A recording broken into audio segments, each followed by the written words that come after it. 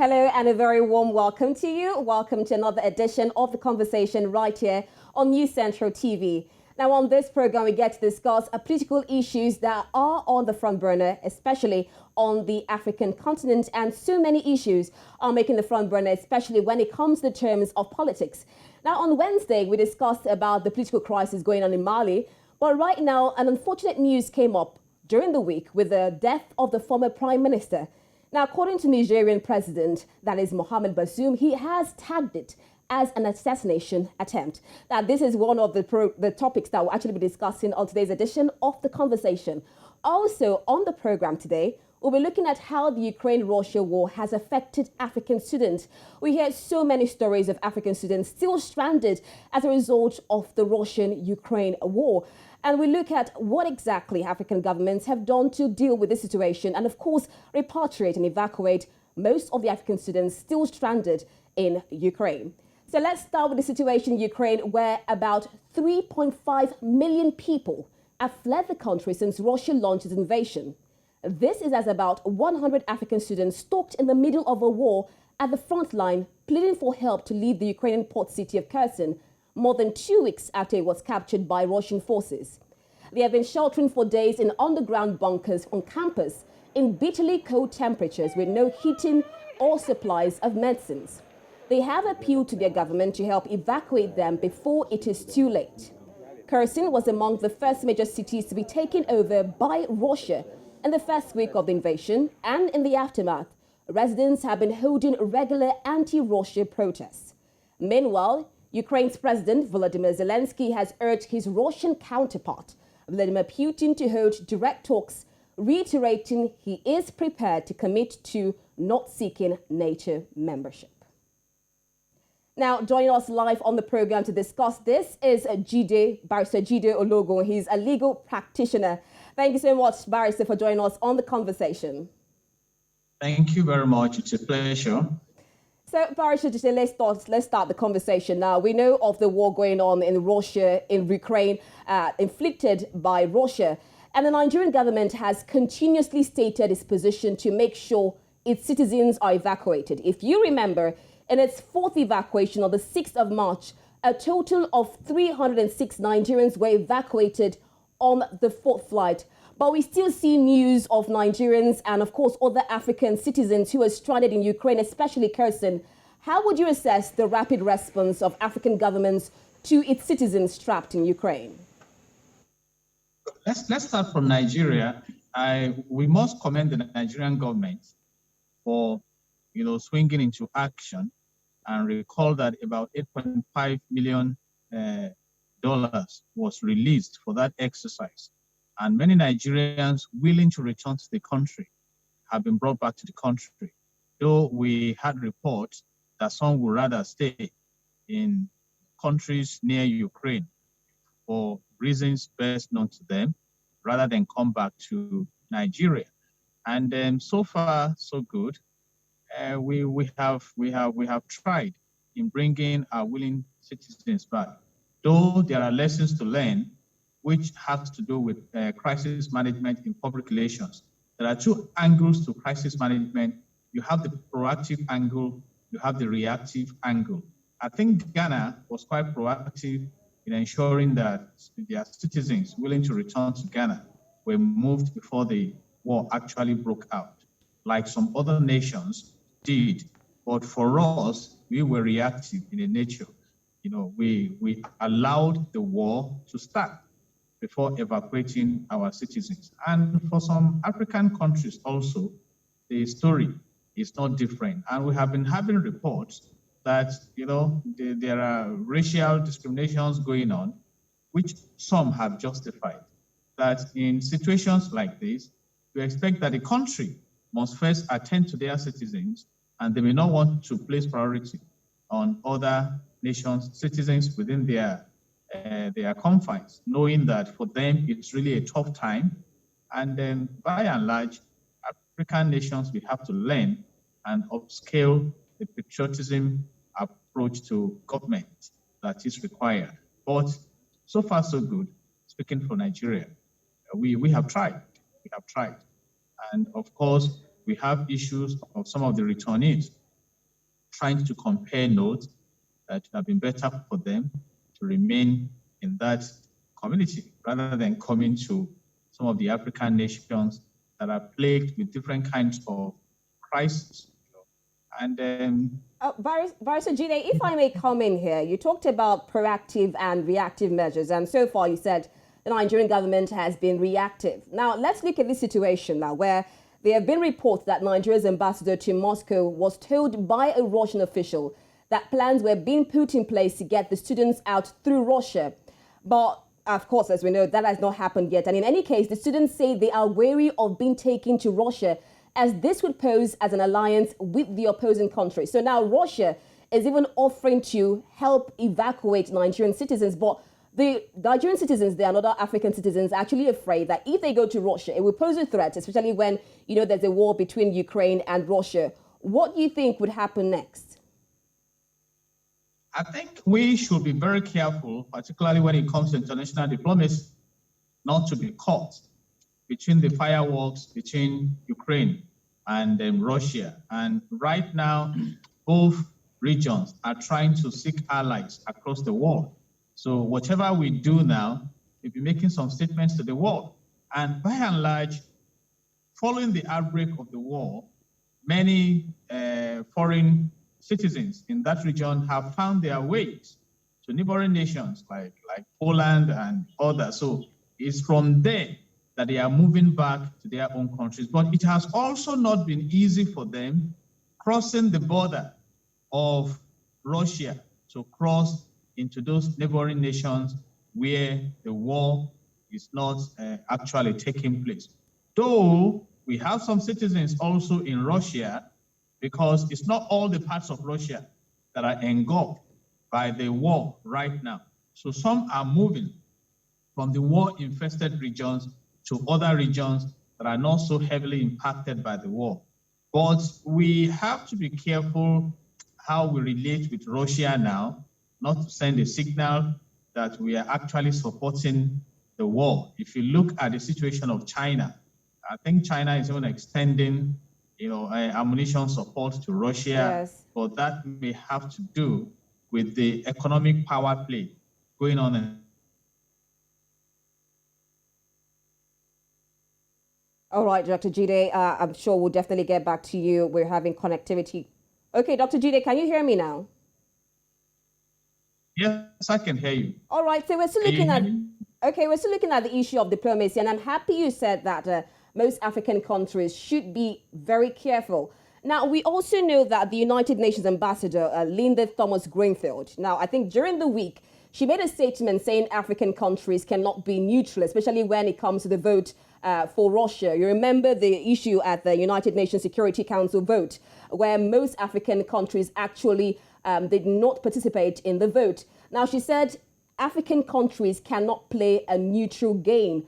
Do you think that exactly is possible? And do you feel African countries should pick a side, especially when it comes to the term of good and evil? In actual sense, a wise man said that when it comes to the negotiation table, you don't come from the angle of weakness. And if you are calling on African countries to not be neutral, it's an ideal situation. But have we found our ways into the circle of the G10 or even the G20, the great countries of the world that can rise up and make statements like Israel, like Australia, like Canada, like America, like the UK, like China? You see, and that is where we are right now. If you profile the returnees from the war-torn regions, talking about Russia and Ukraine, you find out that quite a number of them are students who fled their continent to go and seek greener pasture in education. And that makes a huge statement concerning their home base, which means we have not developed capacity to earn the requisite respect that we should have earned as a nation. So when you bring all this, sometimes we have those we call laggards in international diplomacy. And those are the countries that must look up to another country before they take a position. America may not be in that position. Right away, you know where they are going. China may not be in that position. And like I insinuated earlier, China is now trying to align with with Russia to wrestle the superpower status of America from the United States of America. But have we as a continent, to even start with, before we start considering countries, have we as a continent been able to put that powerful status on the table when it comes to international diplomacy? And the answer is no. To a large extent, even while we are trying to evacuate our citizens from the war-torn regions, we are even appealing to the World Bank for grants and financial support. So how do you expect such a continent to be, so reckoned with and not just be neutral and watch what is happening? So, and that is a lesson for Africa. Africa is highly endowed. The time has come for us to begin to introduce ourselves back to good governance, that we project the respect we deserve in the quality of nation. Barrister Jide, please hold on that thought, especially on the fact that African countries, especially Senegalese president, asking for support on the World Bank. I'll come to you in a moment, but right now, join us live all the way from Ghana is Dr. Chika Mba. Thank you so much for joining us on the conversation at this time. Thank you for having me. All right, so Dr. Chika Mba, we've been discussing since about the response of African countries. We know of so many Africans still stranded, and earlier on we heard of a bit of racist allegations of Africans not being allowed to pass through the border. But if you go online on social media, you see so many reports of how Africans are stranded in Ukraine and how much they're suffering, cold temperatures, no food, prices have doubled. So how would you assess the rapid response of African governments to evacuate their citizens from Ukraine? I'll first of all start by saying that it's not about a world of double standards. It's a bit unfortunate. We might say, like my colleague has been saying, the presenter you have here, it's a good thing that African governments, including that of Nigeria, responded so quickly to the Ukrainian crisis. But you know that beginning from November 2020 up to until this moment, more or less, you could say that Ethiopia simply ruptured. And you have 3 or 4 times more Nigerians in that country. And you know the importance of Ethiopia to the formation of the African Union, as a matter of fact, the Organization of African Unity and the African Union. And this is a country that Nigeria really has a lot of bilateral interests, a lot of trade relations. But when that crisis erupted, we did not hear anything about evacuating Nigerian citizens from that country. And like I was saying, we have 3 or 4 times more Nigerians in that country than we have in Ukraine. But then all of a sudden, in the case of Ukraine, everyone is reacting. So it fits into this entire narrative that somehow, or what somebody would call the global racist empire. I mean, the racist global empire, if you like. The very fact that anything a little bit white, is much more better. If you live in a European country, maybe you are more important than someone who lives in an African country. And that is why the crisis in Ethiopia, we didn't receive much responses. And of course, even in terms of the magnitude of the crisis, up to 5 million people without water, food, and electricity in Ethiopia as we speak. But the mainstream media has not paid much attention, perhaps including yours. And I'm talking about locally and internationally. We haven't paid attention to what is happening in Ethiopia, but every focus on Ukraine. I don't know whether it is a very good thing, but you just have to bring you back home to see that this whole thing about how we are treated overseas, why our citizens will not be allowed easy access out of an ongoing crisis, of the magnitude, of course, you have in Ukraine. It speaks to what we might call, it's about self-flagellation. It's about self-hatred. If you don't even show love to yourself, why do you want other people to show love to you? So if we are killing ourselves, we have crisis in Africa, and we are not paying attention to what is happening to us, why should other people respect us out there elsewhere in the world? That's the angle to which I want to approach the conversation. Okay, Dr. Chika, I think I like the angle you're coming in there. You're talking about Africans actually respecting and taking care of Africans. And of course, they say how you treat your own is how others will also treat your own. Now, I also talked with Barrister Jide on international diplomacy. Black lives matter only in the United States, but here at home, black lives don't matter. So it's all about double standard. Okay, now earlier on, I was talking with Barrister Jide on international diplomacy, especially on our stance with Russia. You're aware of the United Nations chairperson, Thomas Linda Greenfield, who said that Africa should not be neutral, and especially in the stance with Russia. I would like to have your own take on that particular topic. There are two ways we can approach that. During the heydays of the Cold War, I think I was an undergrad student when I read Hans J. Morgenthau. I think he's a prominent American political scientist. And I think that is politics. It was a very famous textbook we read in those days, Politics Among Nations. And Hans J. Morgenthau was speaking with reference to the Scandinavian countries, Sweden, Finland, and so on. And of course, you see the new stance they are currently taking.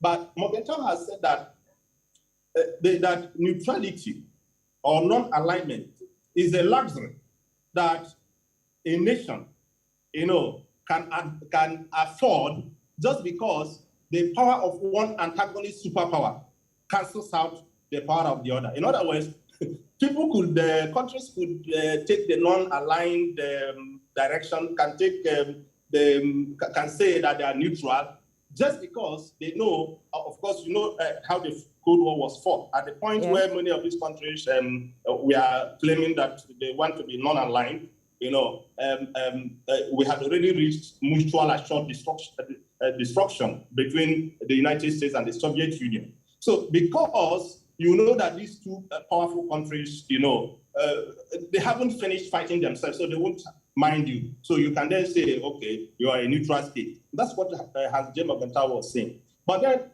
the second thing I would like to, the other direction I would like to put things is that, again, I'm speaking as someone who received training in philosophy. In the earlier lectures we received about international diplomacy, about human rights and so on, we learned that might is not right. So there need to be other kinds of things you put on ground, other kinds of ethical and moral justification for what you say and do, both within local politics and international politics, for what you say or do to be justified. But what we are seeing currently on the global stage is that might is actually right. So, and I remember that there's a forum, I belong to a particular forum where we have been having a conversation about the ongoing crisis within the continent in Ukraine.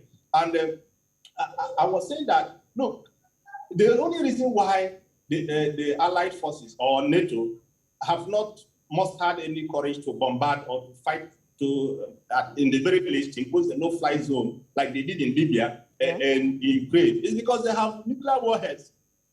And if they verify that Russia has nuclear warheads, they could do what they are doing. I'm not saying that Russia is entirely wrong in the actions they are taking.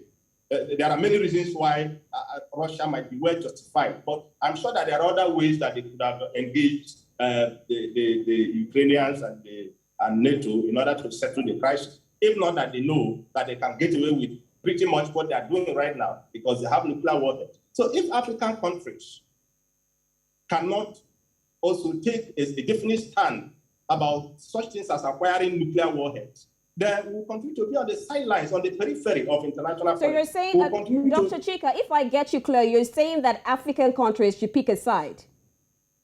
I'm trying to say that before we can take a side, if you can, yes, if you read me that way, but what I'm actually saying is that to take a side or not to take a side is currently a luxury.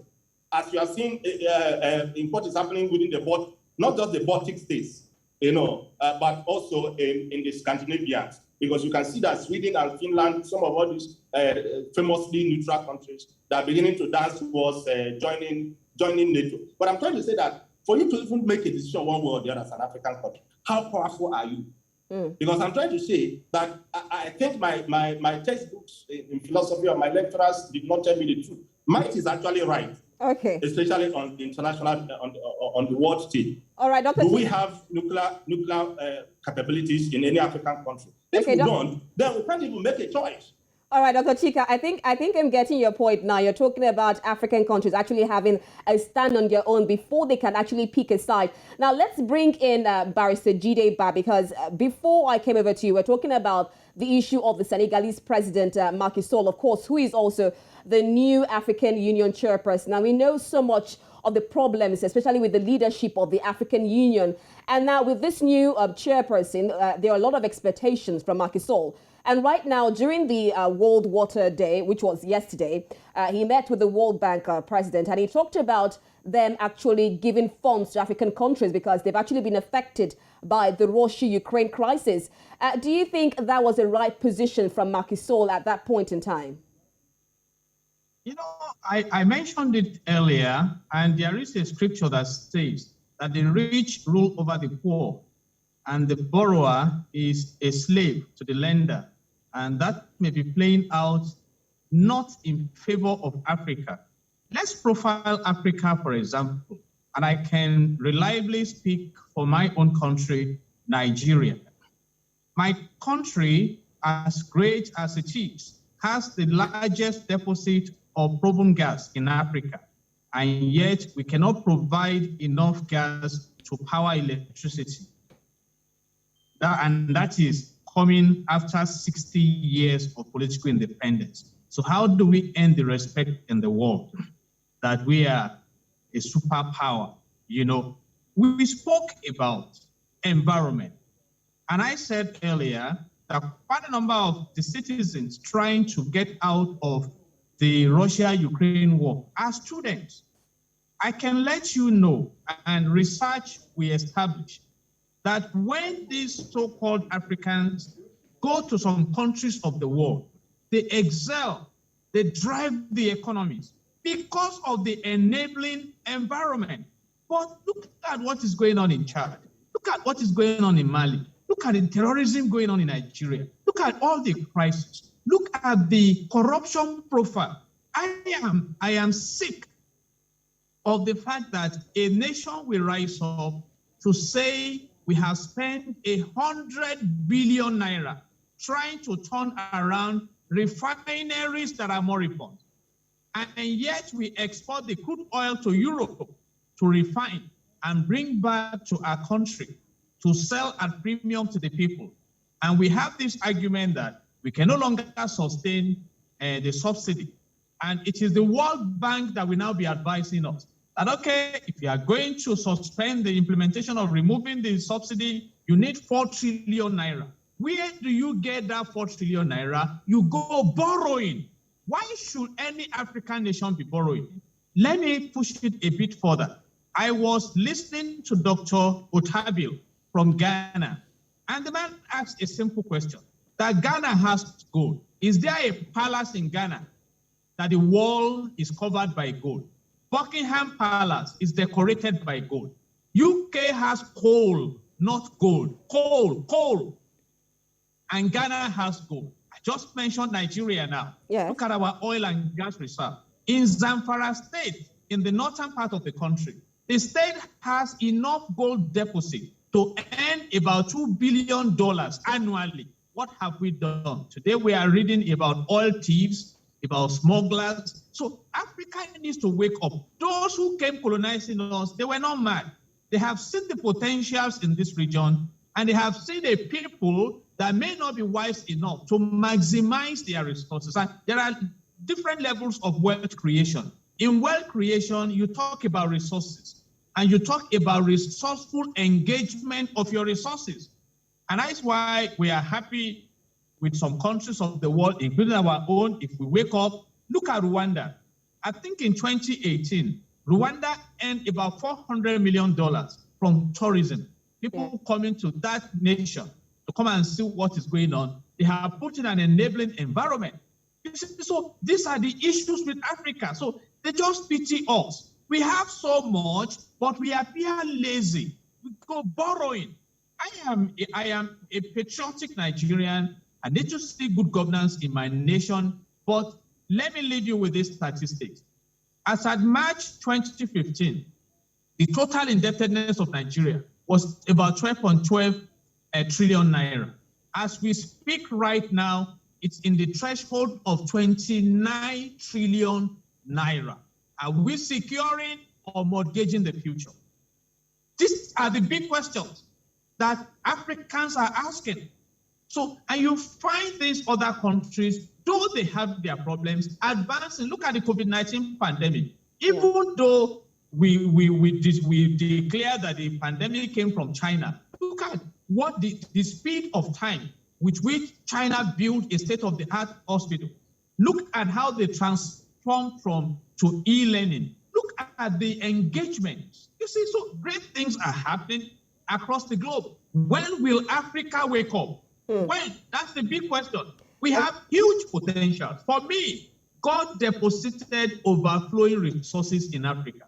But when do we begin to have resourceful leaders that we maximize these potentials and translate them to prosperity? Let me also leave us with this statistic. My country, for instance, discovered oil in commercial quantity in 1956 in the Niger Delta region. The UAE discovered crude oil in 1958. Today, the country that discovered oil in 1956 is the capital of poverty. The region that discovered oil in 1958 is one of the capitals of prosperity. So what are we talking about? All right, Barrister Jide, that's a very big question. As an African, I am worried. We have homegrown problems. Okay, let's hear from Dr. Chika. At the moment we solve this, we will be respected. All right. And respect is not commanded, respect is earned. The Chinese have a saying, you don't carve a rotten wood. So let's have a solid wood to carve a new Africa. All right, Barrister Jide, I see so much passion coming from you, and especially, I've also heard from a lot of Nigerians, and there's also Africans who are really calling on Africa to wake up because, as you said, Africa is really blessed with so much natural resources. But let's hear from Dr. Chika now. Let's have your take on this. The Senegalese president has asked the World Bank for funds. Do you think it's actually overrated? Do you think African countries should actually wake up, just like Barrister Jide has said? Or probably it's nothing bad if we go to the World Bank, after all, it's a World Bank, to actually ask for help in times of crisis? I will go along with Dr. Jide a little bit. I think it's just a bad joke. Look, I like to bring you back home. Sometime in 5-6 years ago, I was in a very small university in South Africa called Rhodes University. Now, fortunately, it's both fortunate and unfortunate, but it's in an African country. But that's not only in Africa. There's this funding agency called TED Fund.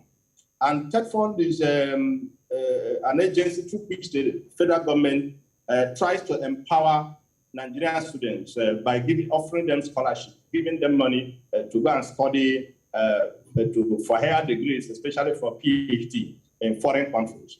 Now, as you might know, foreign countries in this case are not always Europe or North America. You know, foreign countries might well include even perhaps Benin Republic. That's how badly things have been going for Nigeria. And like I was saying, I was in that very small university. It is like 5 times smaller than University of Ibadan.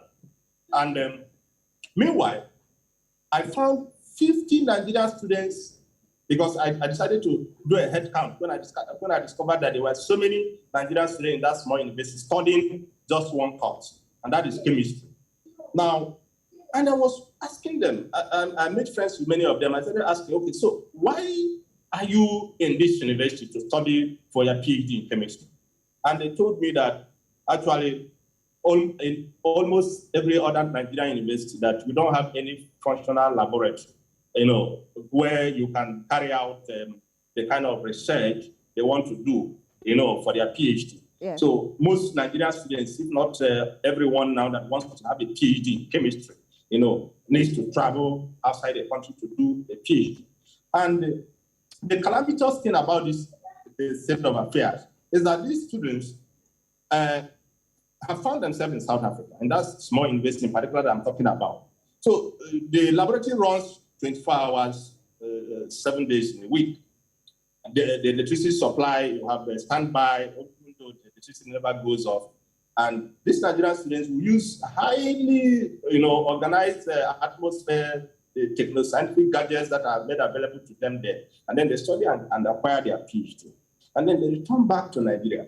You just try to imagine what that is doing to us as a country. So basically, these students or these experts will come back to Nigeria, both unable to advance their career and also to impart that knowledge that they have acquired. And that is why, in the first instance, you have so many of these Nigerian students stranded in Ukraine. So any country that you have a little bit advanced country, so to say, that you have a crisis today, you find that there are so many Nigerian students trapped there because back at home, there's almost nothing. But through TED Fund, Nigerian government admitted that higher education in Nigeria has completely failed. There's no other way to explain what TED Fund does or is doing at this moment to higher education in Nigeria, because this is not only in chemistry, almost every other field. Nigerian students have to, travel to all kinds of countries to acquire degrees, acquire learning that they cannot, in the last analysis, transfer back home. And that's the crisis of the Nigerian state. And I don't know of any other thing more calamitous than what I'm describing at this moment. Okay, I'll go back to you now, Barrister Jide, because we know of so many students who are stranded in Ukraine, and they were talking about food supplies, and they said the price of food has actually doubled or even tripled. Now, people are suffering, getting cold shelters. The place is cold there. What do you think African governments and even international organizations should do to help these students who are still stranded there? What we can do is to show love. God has created one world. God did not create any third world or first world. He has left us with these resources to now take position. So I also will be joining the world. And let's come together and help those who are in trouble. Let's help them. I mean, it can be quite traumatic. You can imagine what some are going through. Like the picture we have tried to paint here. It's not that some Africans do not want to return to their countries, but they are asking the question, is my country better than this war-torn region? These are questions. Questions. And they say charity begins at home. So what kind of help can we extend to them? For instance, when you profile some of these African nations, people are complaining about food prices in Ukraine, the war zone. Are we now saying we don't have food prices in Africa? What is the statistics of inflation back at home? Where is the electricity? The manufacturers are complaining that they may down tools because of not having access to foreign exchange. As I speak to you now, reportedly today, $1 is about 590 naira in Nigeria. So how do you cope with that? The pump price of diesel, it's about 700 naira. So how do you cope where there's no electricity and you must manufacture, you must engage generators? So how do you pay the workers? How do you even brand your product? So we have challenges in Africa, and yet there is a research going on. And the insinuation is that you may find Africans, few Africans, that can pay off the whole indebtedness of Africa as a continent. What are they doing with that money? And that moves us to trying to find out who the sponsors of terrorism are in some African nations. So we have issues. Right now, the world is in crisis, right from the days of the COVID-19 pandemic. So it's not easy in any part of the world.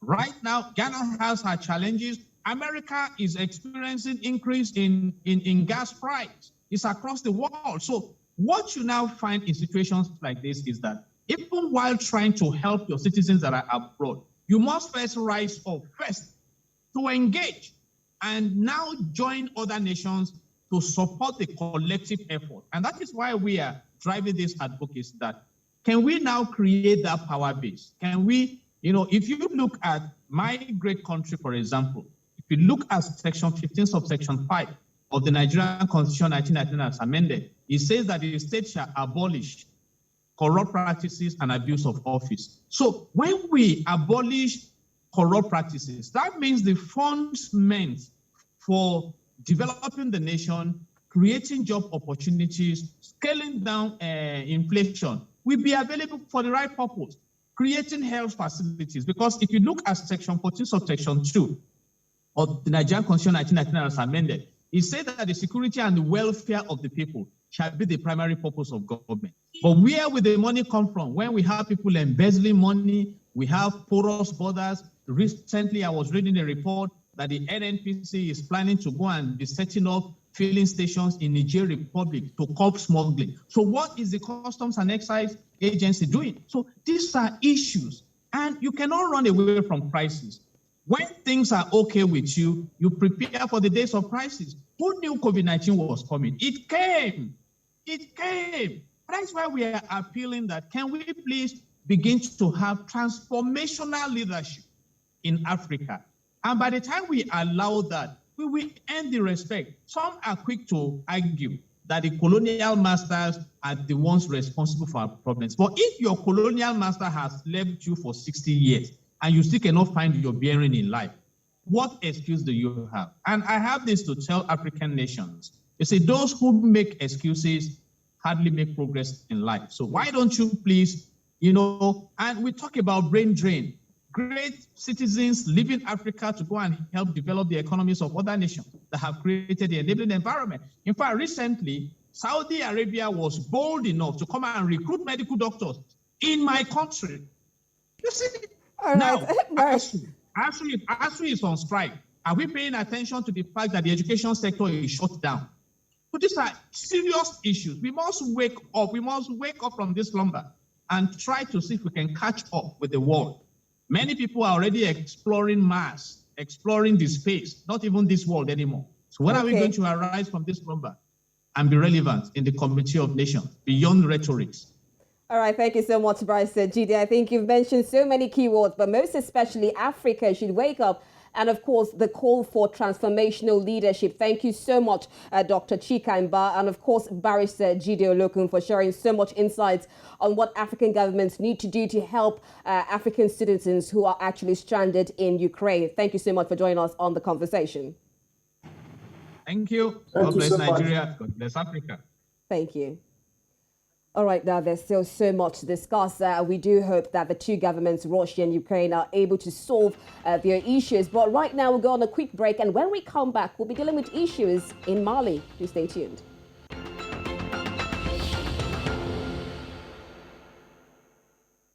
Many thanks for staying with us. You're still watching the conversation right here on News Central TV. And now we move over to the second phase. We'll be discussing issues going on in Mali. Now, Mali's former Prime Minister, Soumeylou Boubeye Maiga, died on Monday in detention at the age of 67. Maiga was undergoing treatment at a clinic in Bamako, where he was transferred to in December after he was taken ill at the prison in Bamako, where he had been held since August 2021 on suspicion of corruption. Maiga was detained and questioned over the allegedly fraudulent purchase of a presidential plane in 2014 while he was serving as defense minister. His family had sent an open letter to the junta chief, Colonel Assimi Goita, in March, asking for him to receive medical care abroad. Before his fall from grace, Maiga, a former sports journalist, enjoyed a string of high-profile cabinet posts, and he was also a close ally of former President Ibrahim Boubacar Keïta, who was overthrown by Goita in August 2020. And now joining me live on the conversation to discuss this is Abdulateef Ahmed. He's the head of monitoring and research desk right here on News Central TV. It's so good to have you join us on the conversation, Abdulateef. My pleasure being here. All right, so we heard of the issue of the death of the former Prime Minister, that is Soumeylou Maiga. What was your first reaction to his death? When I heard about his demise, I was slightly concerned because I knew that he had been in detention for a while, and it's a setback for a country that is grappling, to find its foot. His death will mean that one of the statesmen who would have been taught to impact on the transition of Mali has been lost, and therefore it's a setback for the country and a painful death for citizens of that country. Now, Abdul, despite repeated pleas from his family, the latest of which was an open letter penned by his wife, Binta Yatatsaye Maiga, in February, the former prime minister was not allowed to pursue treatment abroad. Why do you think the junta denied him this request, knowing his health was frail? So one of the things you get when you have a suspension of the constitution or military takeovers is that the rule of law is suspended, and certain considerations that will have been straightforward, considerations that will have been understandable, are set aside. And so while the junta would ordinarily have allowed him, it would think that his leaving the country is an excuse for him to escape prosecution, as the case may be. In any case, being in detention without being prosecuted is also problematic. Okay, Abdul, you talk about the issue of not allowing him go so that he does not escape, despite knowing that his health was frail. Now, we had a comment from the Nigerian president, which is Mohamed Bazoum, and he criticized the Malian authorities led by Colonel Assimi Goïta. He called the death of Soumeylou Boubeye Maiga a murder. What are your thoughts on this, knowing that his family and doctors had unsuccessfully pushed for Maiga, which he said, to be allowed to travel abroad for treatment as his health deteriorated in Bamako's main prison? The president of Mali has valid reasons to accuse the Malian government of complicity in the death of the former prime minister. This is because the president himself has he's at liberty to allow Maiga to travel and have him escorted or accompanied by state security officials. So it means, for example, that even though you have opportunities or an opening to have the prime minister treated in a facility where he will get the right treatment and have him monitored, as the case may be, that was not an option allowed him. And so it is painful for those who are within the sub-region and within ECOWAS states that someone who has attained such caliber and such status in the hearts and minds of people was allowed to die, without access to medical intervention. But do you think this allegation will cause a bit of fracas between Niger and Mali? Because this is coming from the Nigerian president. Well, they are both French-speaking countries, and the reason why such a grave allegations will be made, it's because of the circumstances around the death of someone of that status. Again, Niger may have intel or information about what the issues around his death, and therefore it may begin to create needless tension between both countries and impact bilateral relationships between them. Okay, thank you so much, Abdul. Just before I let you go, let's talk about this Colonel Assimi Goïta. Do you think this would delay his popularity in Mali quickly, please? His popularity has continued to rise, but like every military dictator or military president, with time, when far-reaching actions have been taken against the state, their popularity will drop, but they will force themselves on people regardless. All right. Thank you so much, Abdul Lateef Ahmed, for sharing so much insight on situations in Mali. Thank you. Thank you for having me. All right, this is where we'll draw the curtains for today's edition of The Conversation. We know of the political crisis going on in Mali, and now the death of the former Prime Minister, Boubeye Maiga. We wait to see what exactly is going to happen to the military junta in Mali. And of course, earlier on, we also discussed situations in Ukraine, and we do hope that African governments are able to evacuate citizens who are trapped in Ukraine. So do join again at the same time on Friday for another edition for The Conversation right here on News Central TV.